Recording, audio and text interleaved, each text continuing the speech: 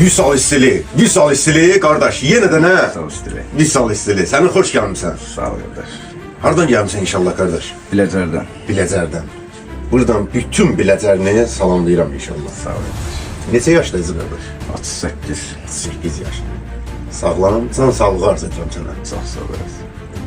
Əziz qardaş, mən harda izləyirsiniz belə? Instagram, TikTok. Instagramda, TikTokda. İkisinde. Çoxdan izləyirsin ha, yoxsa son zamanlarda? Var bir xeyli. Allah. Allah köməyin olsun. Qardaş, necə işləyirsin satıyorsun? Ne istildir? Elə sen istedi. Vüsal istili, ha? Gedək. Sağ ol. Əziz dostlar, izləmədə qalar xahiş eləyirəm. Əziz qardaş, tam səmiyyətimdən bir söz deyirəm sizə. 38 yaşdan. 38 yaşdan. İzləmədə qalın əziz dostlar. 29 yaşa inanırsınız. Tam səmiyyətimlə deyirəm əziz qardaş. 29 yaş sənə qaytaracam. Sənə düşünsə inanaram. Allah səni var eləsin. Əziz dostlar, izləmədə qalaq. Vüsal istili biləcəliyi gedir. 38 yaşdan. En azı 29-28 yaşı qardaşa yaşadacam inşallah. İnşallah. Başlayaq inşallah. Başlayaq kardeş. Allah, Məhəmməd, ya Əli. Kainatta yoktu senin okşarın. Gecenin sultanı zulmetin şamı. Dağlarda zerredir senin yanında.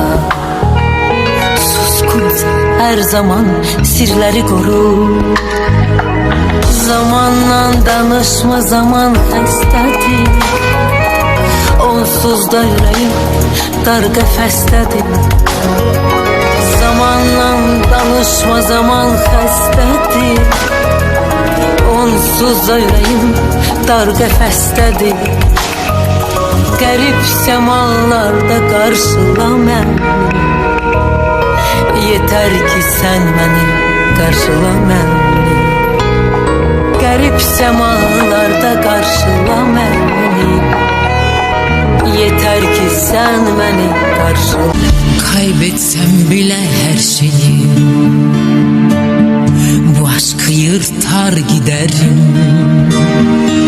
Sinsice olmaz gidişim, kapıyı çarpar giderim. Sana yazdığım şarkıyı sazından söker giderim. Ben ağlayamam bilirsin, yüzümü döker giderim. Köpeklerimden, kuşumdan, yavrumdan cayar giderim. Senden aldığım ne varsa yerine koyar giderim.